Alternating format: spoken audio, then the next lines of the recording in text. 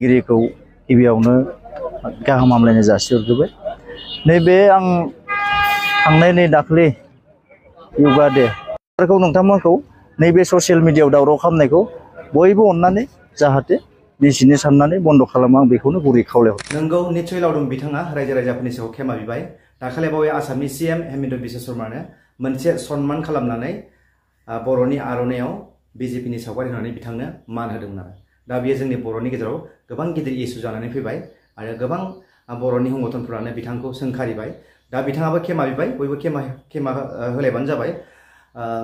मानसियाथ' गोरोन्थिखौ मावफ्लाङो नालाय, जाहाथे उननि समाव आरो बेफोरबायदि खामानिखौ बिथाङाबो मावनो नांला साना हौवानो इसेबां गिदिर इस्यु जानाय नङा सानदोंमोन खोमा बिथाङा। मोनसे सन्मान खालामनानै बिजेपिनो बिथाङा आर'नायाव पदुम फुलनि सावगारि होनानै मान होदोंमोन आरो मोनसे मान सन्मान आरो बे बिसिमावनो जोबगोन होननानै सानदोंमोन खोमा।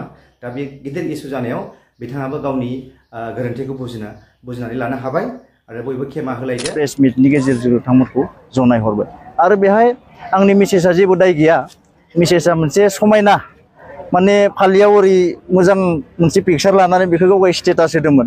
आंनि मेसेजनि जेबो गोरोन्थि गैया। जितु आंनिफ्राय लानानै बिथाङा होदोंमोन गारियाव, जितु जों सानैबो थांदों। बिथांनि थाखाय आंनो नोंथांमोननिसिम निमाहा बिग्रोनाय थाखाय बिथाङा जेबो गोरोन्थि गैया।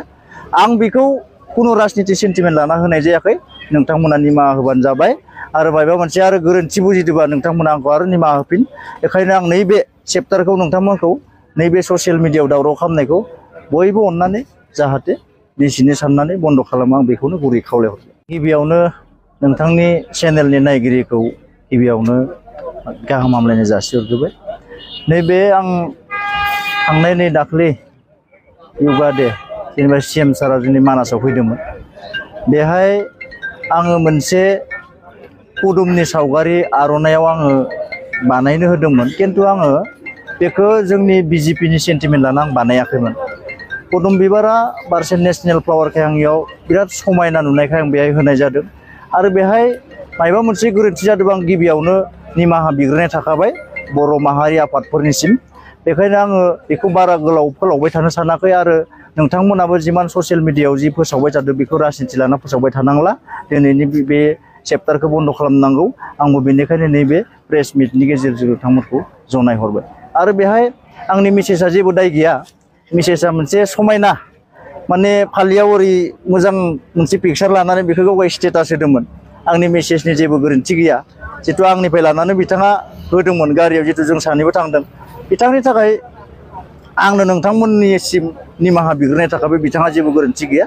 आं बेखौ खुनु राजनिति सेन्टिमेन्ट लाना होनाय जायाखै। नोंथांमोना निमाहा होबानो जाबाय आरो माबा मोनसे आरो गोरोन्थि बुजिदोंबा नोंथांमोना आंखौ आरो निमाहा होफिन।